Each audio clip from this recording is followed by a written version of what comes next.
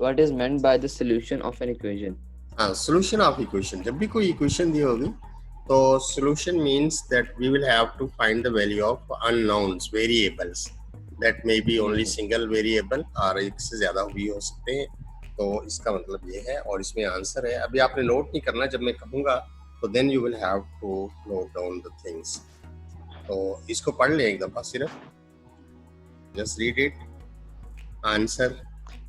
By the solution of an equation, we mean to find the value of variable which satisfies the equation. हाँ, यानी वो values मालूम करेंगे जो उसको सेटिस्फाई भी कर दे. Next, what is the question?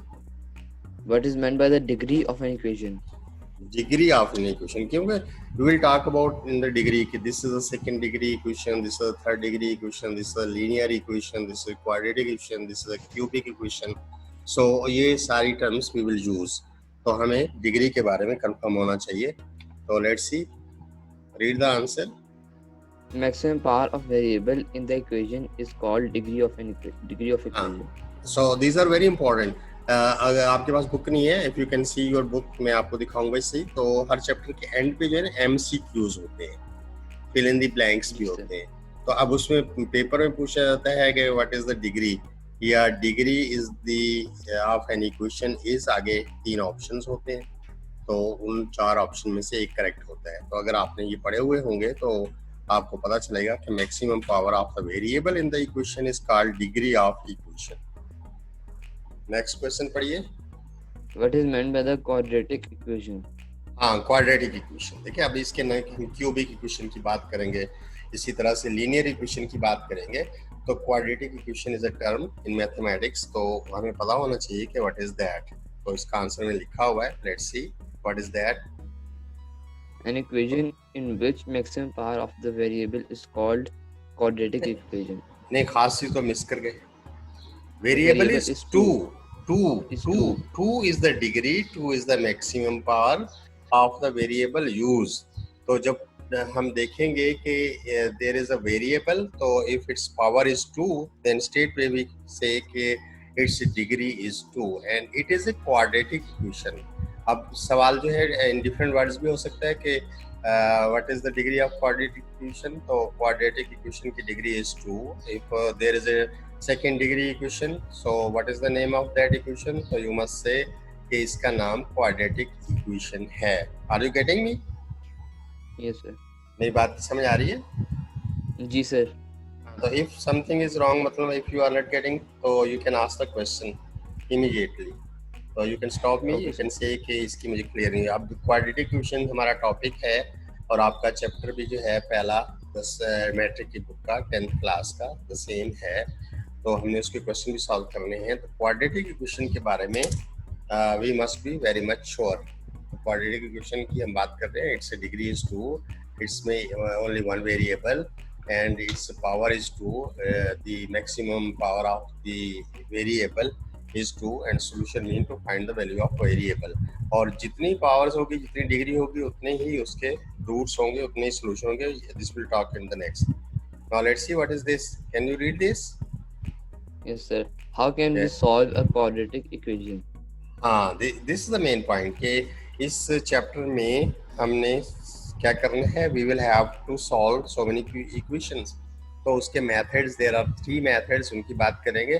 तो ये पूरी जितनी भी एक्सरसाइज है, पूरा चैप्टर है, we will have to solve the equation. यानी we will have to find out the values of unknown variables, जो कि x होगा, y होगा, जो भी होगा. And then we will have to check them कि if you are re-putting those values for the variable, the equation must be satisfied. Okay, are you getting me? So Yes. let's see. This is the answer. The proper answer is, if you can read, please read it. We can solve a quadratic equation by these methods. By these methods. There are 3 methods. So definitely when you will get the book and I will show the book, so this question is also included in the MCQs which are given. So there are 3 methods, 4 methods, 2 methods, 6 methods. So answer is 3 methods. So we'll talk about those methods. First is Factorization method. Factorization method. We will talk about this. We will learn this method. We will solve so many examples and the questions, and then you will have to solve also. That's why I am saying that you must keep ready your pen and your register or copy whatsoever. Next is Sir, completing secure method. so this is the second method to solve the quadratic equation. We'll talk about that. Next, the last one is Quadratic formula. quadratic formula. So these are the three methods to solve the quadratic equation. So our topic is, what is the topic? Quadratic equations. Quadratic equation, and we will solve by using the first method. So let's see. Quadratic equation, first we will come to know that what is the quadratic equation. अभी तक कुछ idea हुआ है कि जिसकी degree 2 होगी जब variable की पावर मैक्सिमम 2 होगी, that is the quadratic equation. Then factorization method हम सीखेंगे and after that related examples हो. कुछ आप सॉल्व करेंगे, कुछ का मैं आपको यहाँ पे सॉल्यूशन दूंगा और कुछ का मैं आपको सेंड करूंगा एज अ असाइनमेंट. तो कल तक आप कुछ इसमें ये पूरा मेथड इंशाल्लाह सीख जाएंगे. तो क्वाड्रेटिक इक्वेशन सॉल्यूशन, पहले ऊपर हेडिंग क्या है? What is the heading? Quadratic equation. नहीं, इससे पहले टॉप पे For solution of quadratic equation by factorization. By factorization. ठीक है, तो we will have to keep this. मेरी एम आई ऑडिबल? मेरी आवाज आपको क्लियर आ रही है? Yes, sir. Yes, sir. Good good. तो if some there is some problem so you can ask. Quadratic equation, ठीक है. तो अब हम सबसे पहले पढ़िए जरा. An equation in one variable. हाँ, क्वाड्रेटिक इक्वेशन में एक ही वेरिएबल होगा. वेरिएबल क्या होता है? एक्स वाई जी और व्हाटसएवर. Yes, ठीक sir. है, बाकी सारे नंबर्स होते हैं और ये एक्स वाई जी या टी एस जो भी हो, अल्फाबेट्स जो है वो सारे वेरिएबल होते हैं और नंबर्स तो कांस्टेंट होते हैं, 1 2 3 बी जो भी हो. नेक्स्ट क्या है? Maximum power of variable is 2.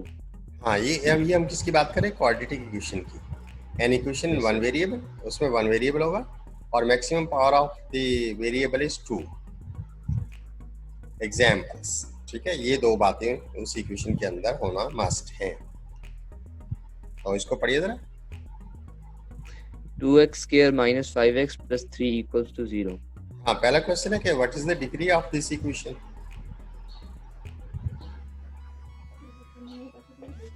What is the degree of this equation? असमत, मेरी आवाज आ रही है आपको? इसकी डिग्री क्या है? What is the degree of this equation जो एग्जांपल मैंने दिखाई है, this last one? Sir, degree 2. Very good. देखिए, इट्स अब मैं क्वेश्चन अगर करूं, what is the maximum power of the variable? sir, 2 square है. देखिए, इसीलिए डिग्री का आपको कहा जाए तो degree is nothing more than this, के जो वेरिएबल है it has a power, so the power of variable is called degree. देखिए, इस पूरी क्वेश्चन में एक ही वेरिएबल है, दैट इज एक्स जी sir. And all are the numbers. So power के लिए ऊपर हम देखते हैं this power is over written over as a subscript. तो इसको देखेंगे. अब देखिए, इसकी पावर 2 है, इस एक्स की पावर 1 है, ठीक है, और यहाँ पे कोई है ही नहीं, तो इसलिए हम कहेंगे कि it's maximum power is 2 and power of a variable, maximum power of variable is called degree. तो इट्स डिग्री इज 2. समझ आ गई? और इसमें हाउ मेनी टर्म्स, कितने टर्म्स हैं इस इक्वेशन के अंदर? How many terms? जी सर. इस इक्वेशन के अंदर टोटल टर्म्स कितनी है? सर, टर्म्स का मतलब होता है, देखिए, ये पहली term, this is the second one, this is the third one. ये टर्म्स हैं. Yes sir. देखिए, पहली वैल्यू, दूसरी, हाँ, 3 टर्म्स हैं और राइट हैंड साइड पे 0 है. तो जी सर. नेक्स्ट में आपने मुझे बताना है कि what is the coefficient of x square. अब कोफिशिएंट की बात भी कर लेते हैं ना. कोफिशिएंट क्या होता है? जी सर. कोफिशिएंट होता है ये नंबर्स जो इसके साथ सर, एक्स के साथ जो नंबर्स आ रहे होते हैं, these are called the coefficient. ठीक है, तो मेरा क्वेश्चन था, क्वेश्चन दोबारा सुनिए गौर से. What is the coefficient of x square? Sir 9. Very good. And what is the coefficient of x? 13. Yes, absolutely, -13. Minus का भी साइन जरूरी है. ये माइनस है. और what is the constant in this equation? 7. 7. Very good. तो coefficient का भी आपको आइडिया हो गया, डिग्री का भी, maximum power of a variable का भी, एंड वेरिएबल का भी, एंड कांस्टेंट का भी. तो क्वाड्रेटिक इक्वेशन की हम बात कर रहे हैं। लिखिए जरा, general form of the quadratic equation is, अब ये आप नोट कर लें, this is the thing you will have to note that quadratic equation की जनरल फॉर्म या इसको स्टैंडर्ड फॉर्म भी कहते हैं। General form of quadratic equation is X square plus B X plus C and A must not be equal to zero. Why, ये आपने इसका answer बताना है, क्यों ए को जीरो नहीं होना चाहिए। नोट कर लिया ये आपने? देखिए लिखेंगे क्वाड्रेटिक इक्वेशन। जी सर, बस कर रहा हूँ। और ब्रैकेट में ये जरूर लिखिएगा कि a must not be equal to zero, यानी a is not equal to zero. और इसकी रीजन सोच के रखिए कि a को क्यों जीरो नहीं होना चाहिए। अगर जीरो हो तो क्या होगा? Only restriction is that a must not be equal to zero. Yes sir. Sir क्योंकि जो a के साथ वेरिएबल है उसके साथ मतलब उसकी वैल्यू 2 है। तो अगर a को जीरो कर दें, उसको जीरो कर दें a को, तो फिर तो ये सारा जीरो हो जाएगा and we have the linear equation. ये फिर कौन सी इक्वेशन रह जाएगी? Linear because it's power is 1। ठीक है? Yes sir. तो एक्स स्क्वायर वाली टर्म को जीरो नहीं होना चाहिए, जो इसका कांस्टेंट है ना, that must not be zero, क्योंकि जीरो होगा तो ये सारा जीरो कर देगा। जीरो से किसी भी चीज को मल्टीप्लाई करें आंसर जीरो आता है, तो फिर हमारे पास ये सिर्फ रह जाएगी। तो ये इक्वेशन तो लीनियर है क्योंकि इसकी पावर 1 है। ठीक है, इसकी पावर 2 नहीं है। तो क्वाड्रेटिक इक्वेशन रहने के लिए a को जीरो नहीं होना चाहिए। समझ आ गया इसमें?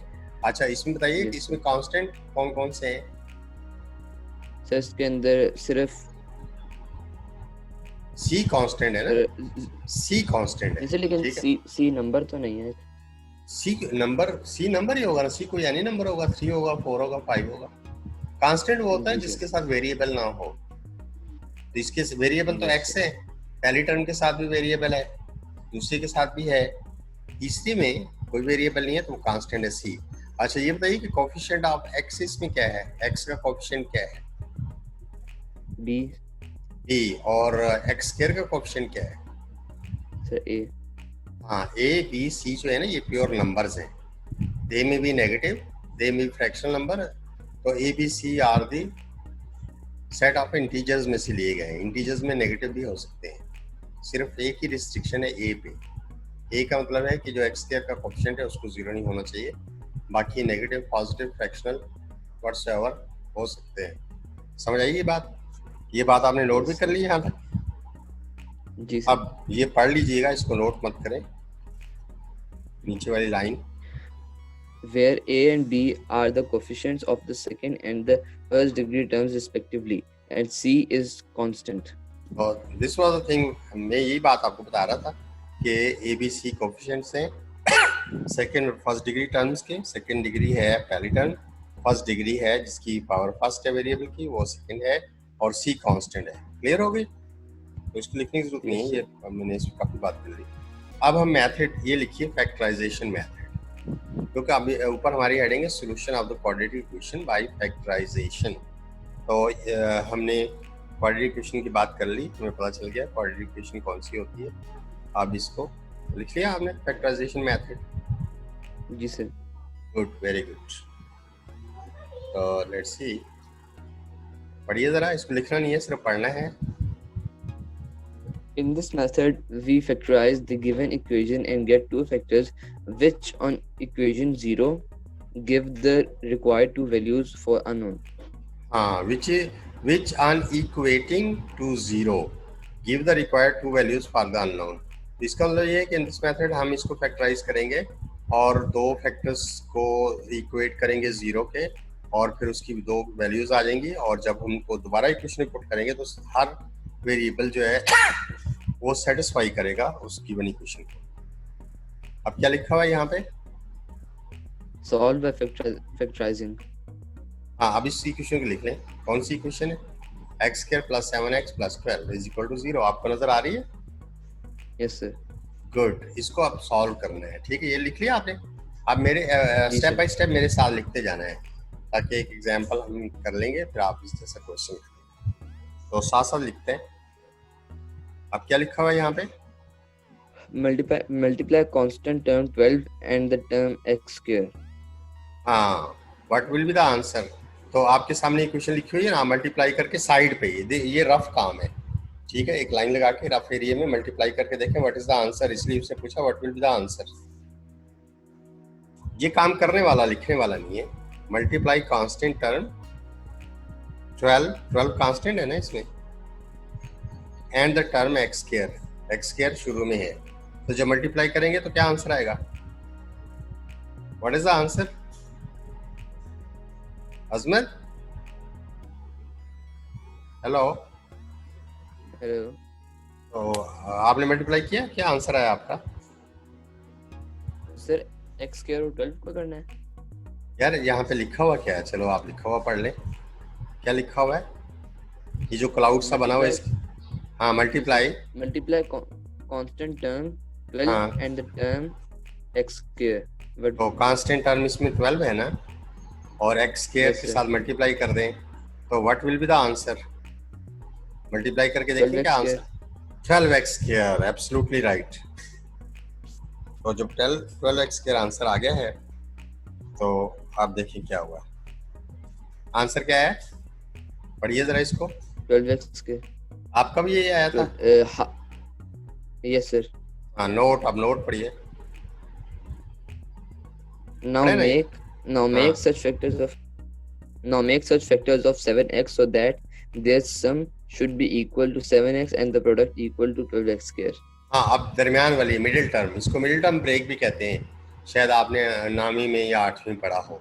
Middle term break, middle term कौन सी है इसमें? ऊपर इक्वेशन देखिए 7x. 7x। अब क्या लिखा हुआ है, एक दफा फिर पढ़िए। Now make such factors of 7x so that their sum should be equal to 7x and product equal to 12x square. तो इसका मतलब क्या है, आप क्या समझे इस बात से, अपने अल्फाज में बताइए। सर हमने 7x के ऐसे फैक्टर्स लेने हैं कि जी, जब जी। उन दोनों को प्लस करें तो वो 7x हो और जब मल्टीप्लाई करें तो 12x square हो जाए। Very good. तो अब मेरा ख्याल है आपने दो फैक्टर सोच भी लिए होंगे, सोच लो, सोच लिए, सोचो ना। Yes sir. गुड। तो we write down all the pair, अगर आपको नहीं जवाब नजर आ रहा तो आपको तरीका बताया जा रहा है। We write down all the factors pair of 12, तो जो 12 हमने लाना है ना, 12x स्क्वायर है ना, नंबर तो वहाँ है, यस तो सर। उसके हम पॉसिबल फैक्टर बनाते हैं। देखो पहला फैक्टर कौन सा बनेगा, आप बताइए। 12 के कौन कौन से 4x। ये देखिए 12 के फैक्टर कौन कौन से बने हैं, ये फैक्टर हैं 12 के। 3 4 12। यार वो देखिए, पहले तो पॉसिबल हम बनाना है। Right down all the factors pairs of 12। तो एक है 1 into 12 12, 2 into 6 12, 3 into 4 12। इसके अलावा भी कोई फैक्टर बन सकता है 12 का? Is there any other factor? नहीं सर। तो सारे नहीं, पॉसिबल लिख लिए, सारे पॉसिबल लिख लिए। तो इसका मतलब है कि हमारे आंसर में हमने जो उसको 7x को ब्रेक करना है वो इनमें से कोई फैक्टर आएगा, ठीक है। अब ये कौन सा आएगा आपने सोच लिया होगा, ठीक है, सोच लिया कौन सा 3 आएगा? 4 12। हाँ, 3 4 12 होगा। और 3 4 आपने क्यों सिलेक्ट किया है, 2 6 क्यों नहीं किया, 1 12 क्यों नहीं किया? रीजन भी तो होनी चाहिए। 3 4 को प्लस करेंगे तो 7x भी आएगा। 7x आएगा, क्या आएगा? 7x आएगा ना, जो कि हमारी मिडिल टर्म है, जी और सर। उसी को हम ब्रेक करने जा रहे हैं, उसी को हम ब्रेक करना चाह रहे हैं। तो अब ये Yes. क्या लिखा हुआ है? From the list choose the pair that adds up to 7. हाँ, तो अब लिस्ट तो ऊपर है, तो कौन सा पेयर चूज करोगे आप? Sir 3 and 4। तो देखिए इन्होंने क्या किया है, इन्होंने कौन सा सिलेक्ट किया है? सर वही वाला 3 + 4। हाँ 7, ठीक है। तो इसका मतलब ये है कि हमें मिडिल टर्म को भी नजर में रखना पड़ेगा, उसके कोएफिशिएंट को, कि हम 7 लाना चाह रहे हैं, तो वो सारे आउट जो पॉसिबल पेयर्स थे उनमें से एक को सिलेक्ट कर लिया। Next, Put these numbers into brackets. तो कैसे करेंगे? वैसे मैं अभी एक क्लिक करूं तो आ जाएगा, आप बताइए कैसे इनको ब्रैकेट्स में लिखेंगे? सर हम लोग बनाएंगे x² नहीं बोलते नहीं, एक्स स्क्वायर क्यों यार, इनके दो फैक्टर बना रहे हैं। ये क्लाउड में क्या लिखा हुआ है? सर x प्लस, बोलो ना, प्लस में क्या आएगा? सर वैसे इसको पहले और सिंपल तरीके से जब मैंने पिछली क्लास में किया था सर, उसमें हाँ, और सिंपल तरीके से पहले करते थे। हाँ, क्या उसका सिंपल तरीका? ब्रैकेट्स में लेके आए थे सर। हाँ, क्या तो कैसे? उसके सिंपल पहले लिखते थे x square plus 4x plus 3x हाँ, प्लस 12 इक्वल टू 0। उसके बाद हाँ, फिर सर आगे इनके ठीक है, ब्रैकेट्स में लेके वो आते थे। स्टेप भी आ रहा है। देखिए पहले तो हमने इनको ये लिख दिया, ऐसे ही है, ठीक है। जी सर। अब ये दरमियान में मतलब आखिर में तो आपने यही लिखना है ना कि ये 4x हो जाएगा और ये 7x हो जाएगा, तो इसके दो फैक्टर्स बन गए, ठीक है। आप जो स्टेप बता रहे हैं वो स्टेप भी मैं आपको दिखाऊंगा, लेकिन ये दो फैक्टर्स बन जाएंगे। अब x की वैल्यू यहाँ से क्या आएगी? -3, और दूसरी वैल्यू क्या आएगी? -4। तो इसका मतलब ये हुआ कि अब इसको आप कीजिए, ये जो है ना इसका आंसर मिलता है x square minus 3x is equal to 4। तो 4 को शिफ्ट भी करना है इधर, राइट पे 0 होना चाहिए हमेशा। कर लेंगे ये असमर? हेलो जी सर, हम लोग 4 को लेफ्ट पे शिफ्ट करेंगे। एक मिनट मैं आपको बताता हूँ, लेट्स सी कि मैं अब ये क्वेश्चन आपने नोट कर लिया? क्वेश्चन क्या था? जी सर, अच्छा, क्वेश्चन आपने नोट कर लिया। x square minus 3x। अब देखिए मुझे बताइए मैं करता हूँ। ये है x स्क्वायर माइनस 3x आगे इज इक्वल टू 4। आप मेरे साथ साथ लिखते भी जाइए। ये हमारा सवाल है, ये इक्वेशन है, इसको हमने सॉल्व करना है बाय फैक्टराइजेशन मेथड। अब पहले हमने पढ़ा था ना कि हमारी स्टैंडर्ड फॉर्म जो थी उसको थोड़ी देर के लिए, स्टैंडर्ड फॉर्म क्या होती है क्वाड्रेटिक इक्वेशन की? x square plus bx plus c is equal to 0, यही होती है। लास्ट टाइम ये आपने लिखा भी था अपने रजिस्टर पे, आप अपने रजिस्टर देखिए, ये फॉर्म लिखी हुई है। तो इस फॉर्म में राइट साइड पे 0 होना चाहिए, यहाँ तो राइट साइड पे 4 है, तो इसको 0 कैसे बनाएंगे? इसको इधर शिफ्ट लेफ्ट साइड पे लेके जाएंगे। Good, very good. तो दिस इंप्लाइज के x square minus 3x minus 4 is equal to 0। अब ये देखो इसके साथ मैच कर रहा है, इसके साथ एग्जैक्टली मैचिंग आ गई है, समझ आ गया? अब हमारा जो क्वेश्चन बन गया है वो बन गया x square minus 3x minus 4। हमारा अब जो इक्वेशन बना है वो x square minus 3x minus 4 is equal to 0, ये इक्वेशन बन गई है। जी सर। अब हमने इसको जो अभी मेथड पढ़ा था फैक्टराइज करना है मिडिल टर्म ब्रेक से, यानी फैक्टराइजेशन मेथड से। तो क्या करेंगे? जी सर, बोलो क्या करेंगे? पहले 4 को x स्क्वायर से मल्टीप्लाई करेंगे, -4 को, माइनस का साइन भी साथ साथ रहेगा ना, -4। तो आंसर क्या आएगा? Minus -4x square. हाँ, -4x स्क्वायर।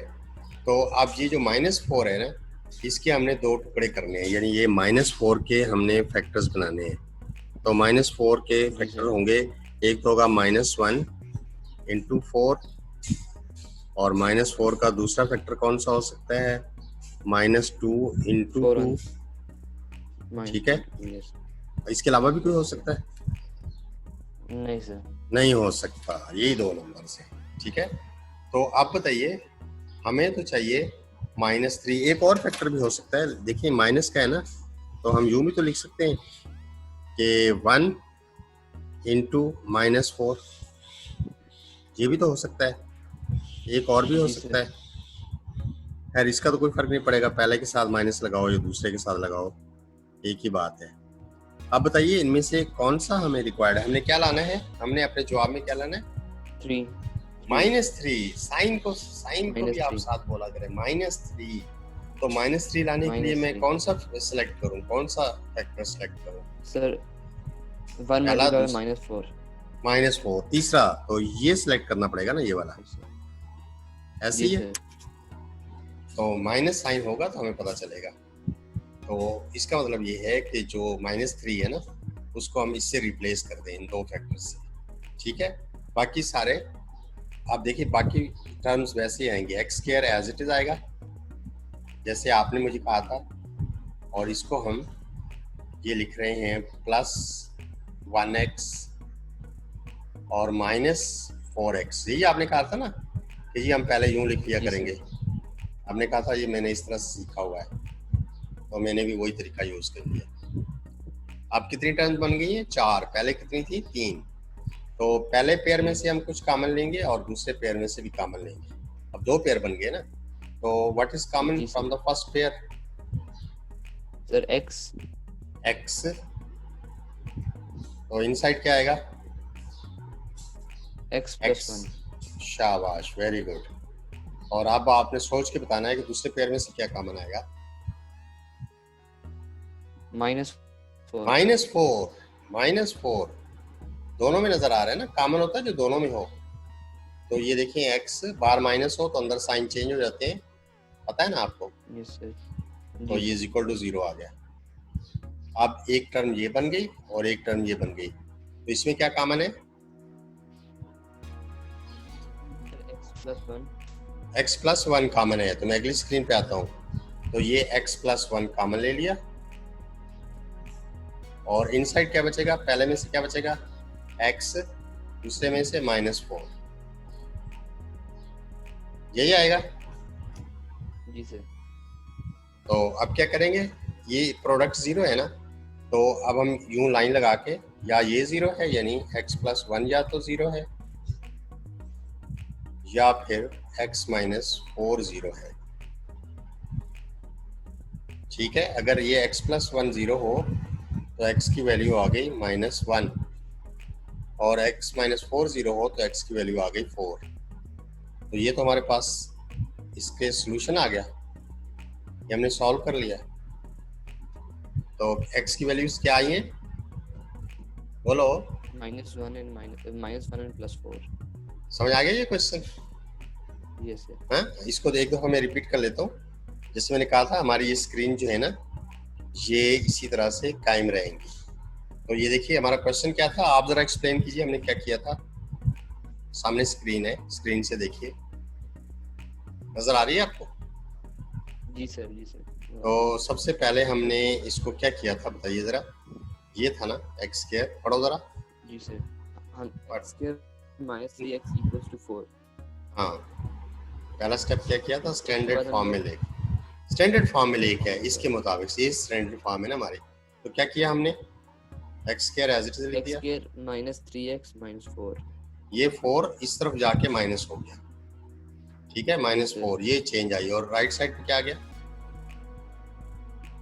0, राइट साइड पे 0। अच्छा, उसके बाद फिर हमने अगली स्क्रीन में क्या किया था? ये अब हमारी इक्वेशन बन गई थी ये। फिर क्या किया? बोलते रहिए। हाँ बोलो सर। x स्क्वायर -3x -4, उसके बाद सर हमने इसके फैक्टर्स बना लिए जो कि बने x + 1x -4x -4। उसमें से सर फैक्टर्स में से कॉमन ले लिए जो क्या है x × x + 1 -4 × x + 1। और सर फिर इन दोनों ब्रैकेट्स में से x + 1 कॉमन आ गया, तो फिर एक ब्रैकेट बन गई x + 1 की और दूसरी बन गई x - 4 की। उसके बाद हमने इक्वल टू 0 चेक कर लिया कि = 0। फिर या तो ये 0 होना चाहिए या 0 होना चाहिए, दोनों में से एक 0 होना चाहिए। फिर अगर ये 0 हो तो x + 1 को 0 पुट करेंगे ना। जी सर। और x - 1 को -4 को भी 0 पुट करेंगे। अगर ये 0 हो तो x की वैल्यू क्या आती है? -1। और अगर ये 0 हो और तो अगर x की वैल्यू x क्या आती है? -4 0 तो x + 4। 4, क्योंकि इस तरह मूव करना है ना, देखिए इस तरह मूव कर रहे हैं, साइन चेंज हो जाते हैं, ठीक है। तो ये था हमारा व्हाट वी कैन से कि हमने इसको वो किया। अब हम दोबारा उस स्क्रीन पे आते हैं, इस स्क्रीन से जहाँ से हमने स्टार्ट लिया था ना, दिस वाज आवर क्वेश्चन। आप देखिए एक और इक्वेशन आई है, आपको नजर आ रही है? जी सर। क्या लिखा हुआ है, पढ़िए। 0 = x² + x - 6। हाँ, तो इसका पहला स्टेप क्या होगा? तो सबसे पहले हम लोग ये लिखा हुआ आ गया, पढ़ लीजिए। जी सर लिखा मल्टीप्लाई हुआ? Constant term -6 and the term x square sir हम लोग -6 को x स्क्वायर से मल्टीप्लाई कर देंगे what would be the answer? Sir -6 x square very good, ये आंसर है। क्या आंसर आया? -6 x स्क्वायर आगे क्या now करेंगे? make such factors of x so that their sum should be equal to x and product equal to -6 हाँ, x क्योंकि इसकी मिडिल टर्म क्या है? इसकी मिडिल टर्म क्या है? x है, ठीक है, 1x है। अब क्या करेंगे? Right down all the factors pairs of -6 factors तो सारे लिख लेंगे, उनमें से एक सेलेक्ट करेंगे। तो कौन कौन से फैक्टर बनेंगे? -6 सर 2 3 जा 6 2 3 जा 6 and 6 1 जा 6 नहीं, यहाँ तो कुछ ज्यादा बने हुए हैं। सारे फैक्टर्स बने ना। पहला फैक्टर कौन सा बना है? बोलो ना, लिखा होगा आपके सामने। 1 multiply -6 2 multiply -3 3 multiply -2 and 6 multiply -1 तो हमें कौन सा फैक्टर चाहिए होगा इनमें से? हमने क्या लाना है? 2 मल्टीप्लाई -3 2 मल्टीप्लाई -3 हमें क्या लाना है? +x लाना है, -x लाना है? सर प्लस सर 3 मल्टीप्लाई -2 हाँ, ये सोच के लिखना होता है, ठीक है। इसलिए मैं कह रहा हूँ, आप जो मिसिंग कर रहे हैं ना, आप साइन मिस करते हैं। तो जब साइन नहीं बोलते तो फिर जो मर्जी आप सेलेक्ट कर लें। तो ऊपर तो हमें +x चाहिए ना, ठीक है। लेट्स सी, देखें यहाँ पे क्या हुआ है। From this list choose the pair that adds up to 1x 1 होना चाहिए, ठीक है। तो इसमें से कौन सा ऐसा पेयर है जिसको ऐड करें तो 1 आए? पहला करें तो -5 आता है, दूसरा करें तो -1 आता है, तीसरा करें तो +1 आता है, चौथा करें तो +5 आता है। ऐड करें तो इनको। सर थर्ड वन को ऐड करें तो 1 आता है सिर्फ। ये देखिए, अब ये कौन सा सिलेक्ट करेगा? This one. ये वो पेयर है जिसको मल्टीप्लाई करें तो आंसर -6 आता है, और जिसको ऐड करें तो आंसर +1 आता है। +1 आता है। Good. Put these numbers in brackets. फिर आगे वही तरीका है। ये देखें, ये लास्ट पे जो मैंने किया था, आप उस तरह से लंबे तरीके से भी कर सकते हैं जो मैंने किया था। अच्छा, अब ये क्या लिखा हुआ है? पढ़िए जरा। Copy and fill in the missing values when factorized. हाँ, X square plus 8x plus 12 equals to 0. Find all the factor pairs of 12. 1 multiplied by 12 equals to 12. 2 multiplied by 6 equals to 12 and 3 multiplied by 4 equals to 12. Good. Next. From these, choose the pair that adds up to 8. हाँ, 8 क्यों? देखो 8 क्यों? 8 + 8 यहाँ पे है ना, तो in pair में Yes, से sir. कौन सा ऐसा जो 8 बना देगा? सर देखो मेरी जान, यहाँ पे क्या लिखा? 2 2 + + 6 6। ये खाली जगह है ना, तो यहाँ से अपने जी पास सर, से बोलना है ना। जी 2 + 6 8 बन जाएगा। पुट दीज 2 + वैल्यूज 6 इन equals to 8. To the brackets. तो 2 और 6, तो आंसर क्या आएगा? x की वैल्यू -2 है, x की वैल्यू -6। देखो इन्होंने कितना शॉर्टकट सॉल्व कर दिया। ये एग्जांपल है, पढ़िए जरा इसको। पढ़ो, शाबाश। x square minus 3x equals to 2x minus 6. इसको कैसे सॉल्व करेंगे? पहला स्टेप क्या होगा? सर पहले हम लोग x को -3 से मल्टीप्लाई करा मल्टीप्लाई क्यों करेंगे? अभी इसको स्टैंडर्ड फॉर्म में लाना है। राइट हैंड साइड पे 0 होना चाहिए, 3 टर्म्स होनी चाहिए सिर्फ। ये स्टैंडर्ड फॉर्म में नहीं है। इसकी स्टैंडर्ड फॉर्म क्या होगी? Sir x square minus 3x minus 2.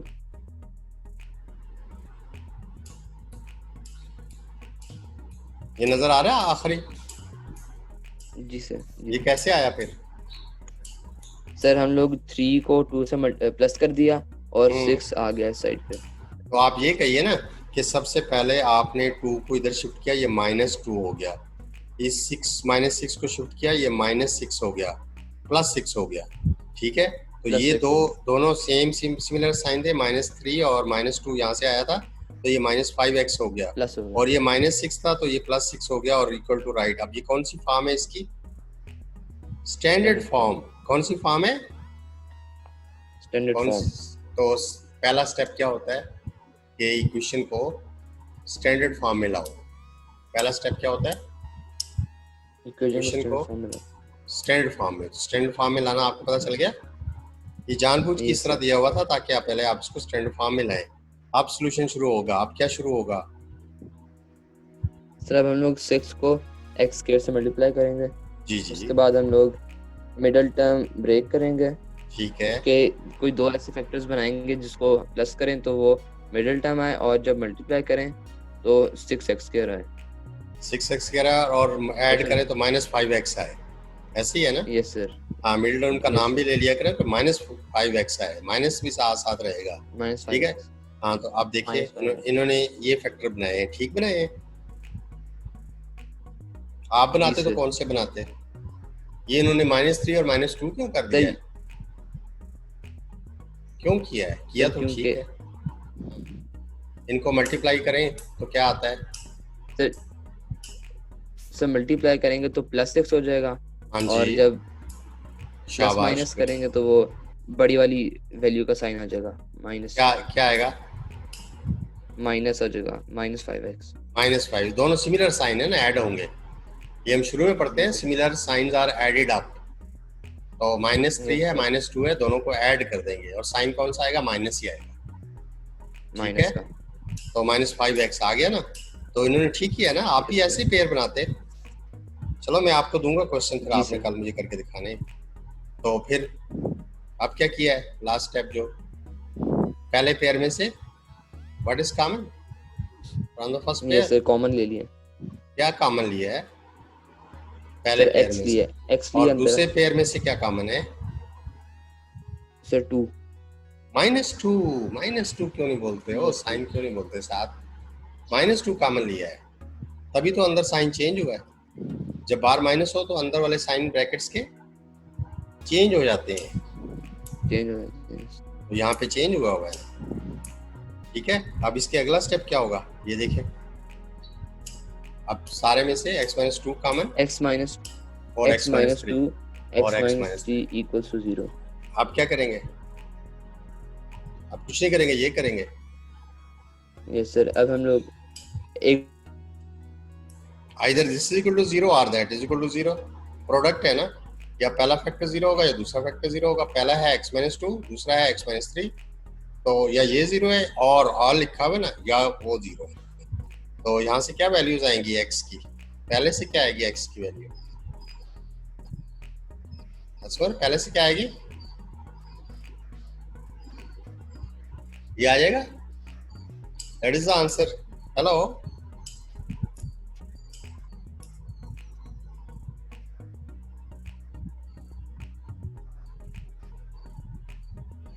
Solution set आ गया। हेलो, कहाँ चले गए?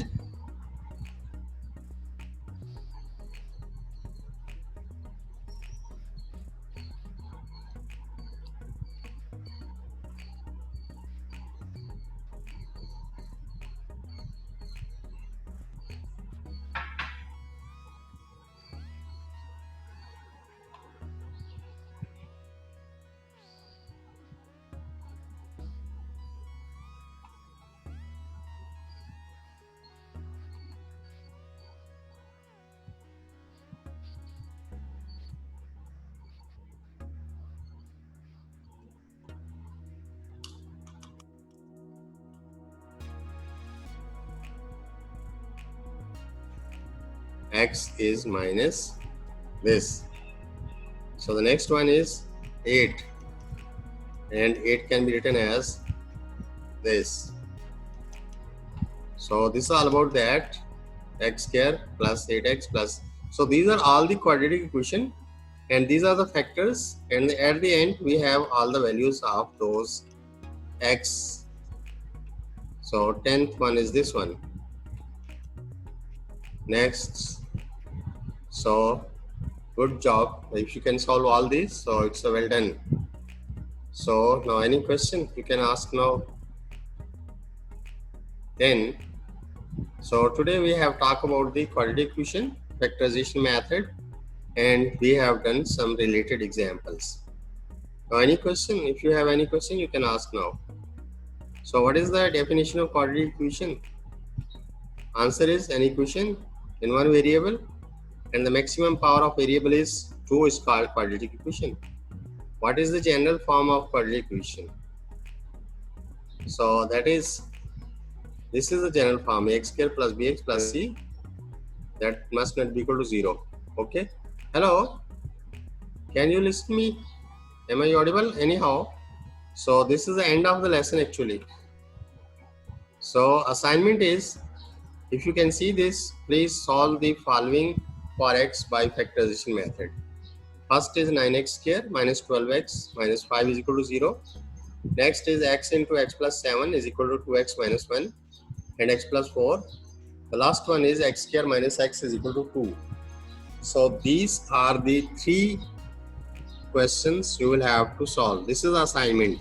So next time you will have to send the solution of these 3. Okay. So next, solution by quadratic equation, completing square method. So this is all about that. So Skyhawks Academy provide golden opportunity to join Air Force, Navy and Army. It provides special guidelines of ISSP, induction coaching, admission preparation, entry tests and tuition for matric, FSC and O-level, A-level.